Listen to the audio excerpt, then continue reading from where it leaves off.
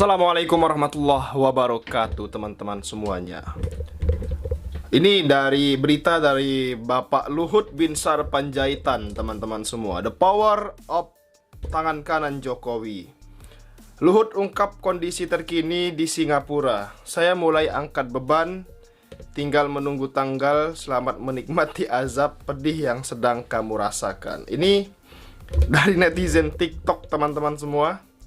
Ya gak boleh lah mendoakan buruk-buruk juga. Kita cukup mengkritik penguasa yang zolim saja, teman-teman, walaupun dia termasuk di dalamnya kemungkinan, ya. Kita saksikan dulu video berikut ini, teman-teman semuanya. Tinggal menunggu tanggal, selamat menikmati azab pedih yang sedang kamu rasakan. Wow, sudah memutih ya rambut Bapak Luhut Binsar Panjaitan.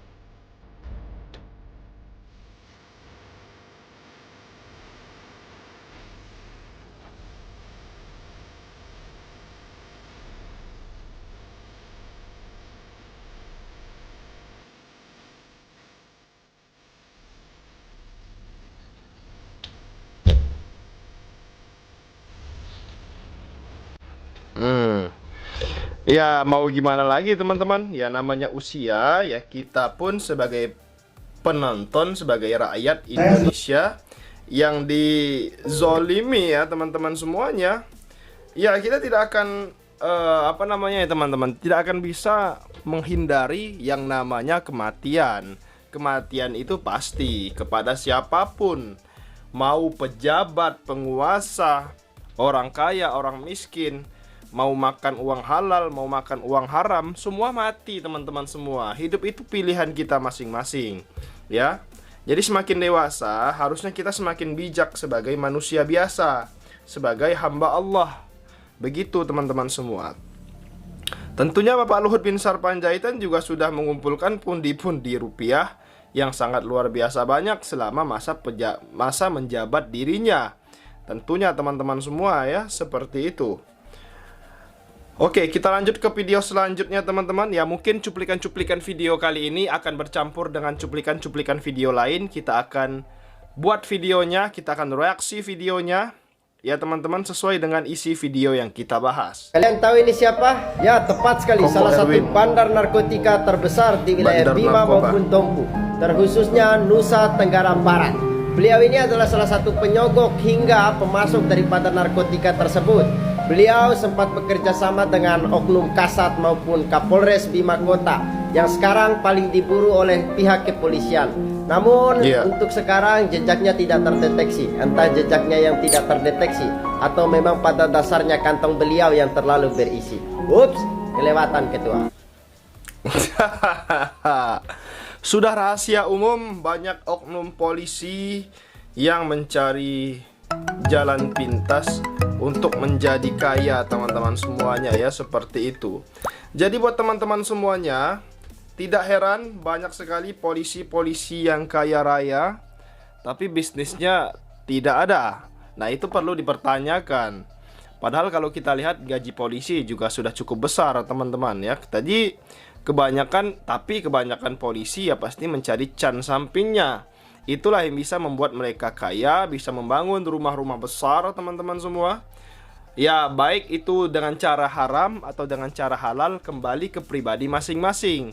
Nah, yang kita bahas di video awal tadi ya, orang kaya mati, orang miskin mati, orang yang mencari kekayaan dengan cara haram mati, orang yang mencari kekayaan dengan cara halal mati. Semua mati, teman-teman. Kembali ke pribadi masing-masing dan kembali ke apa namanya ya, teman-teman, mempertanggungjawabkan semuanya masing-masing di akhirat nanti. Seperti itu, teman-teman.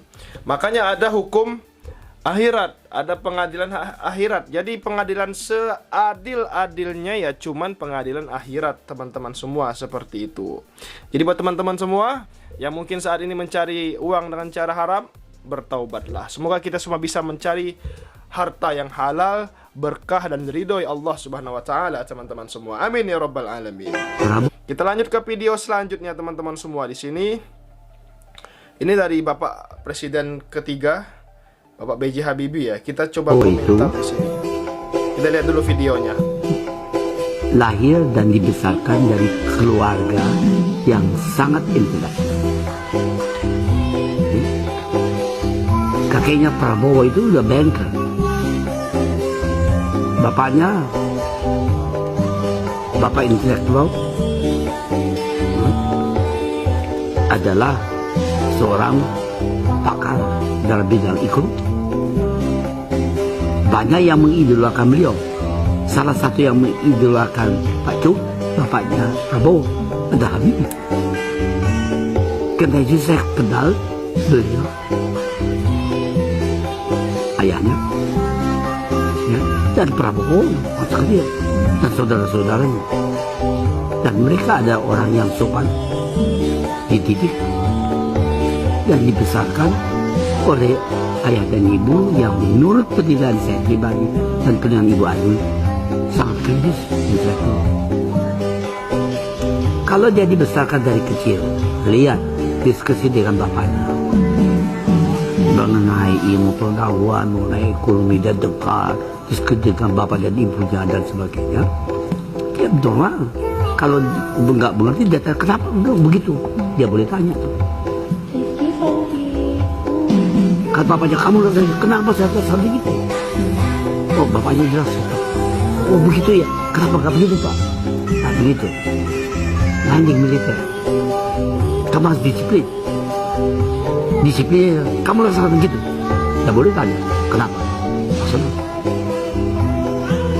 siut konflik pada dirinya sendiri. Menurut analisis saya. Oke? Karena saya kenal keluarganya. Ya. Dan Prabowo itu idola, seperti idola saya adalah ayahnya Prabowo. Idola Prabowo itu ada Habibie. Itu benar loh. Dan saya anggap Prabowo seperti abangnya Ilham. Jadi Bapak B.J. Habibie ya memang sangat memuji daripada keluarga Bapak Presiden Prabowo Subianto. Namun teman-teman semua, langkah politik yang dilakukan oleh Presiden Prabowo ini jalannya arahnya kemana? Dia bergabung board of peace buatan Trump dan mendukung adanya negara Israel. Nah, itu membuat kita terkejut teman-teman semua. Kenapa? Why? Kenapa Bapak Presiden? Dari presiden pertama sampai presiden ke-6, ke-7 ya, sampai presiden ke-8 sekarang Bapak Prabowo Subianto.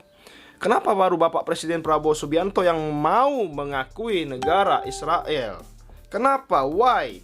Malaysia dengan sangat tegas menolak teman-teman, hubungan diplomatik dengan Israel.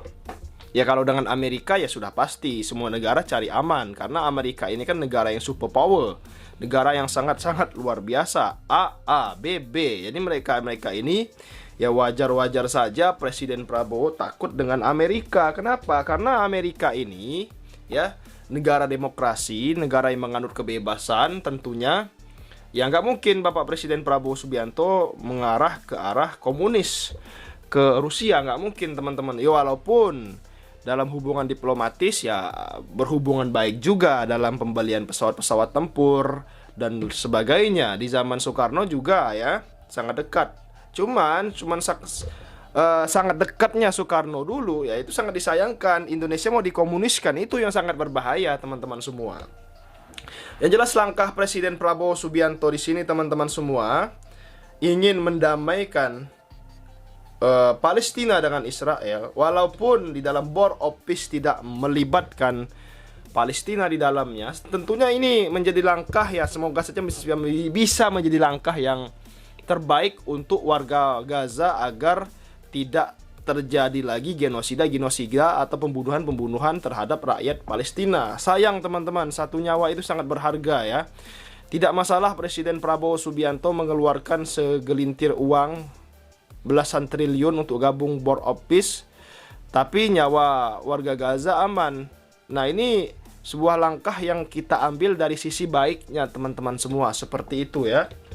Semoga video kali ini bermanfaat teman-teman semuanya. Jika bermanfaat ya silahkan saja bergabung di langganan channel ini, hitung-hitung bantu. Dan jika kalian ingin belanja di Shopee, silahkan klik link afiliasi yang ada di video kali ini.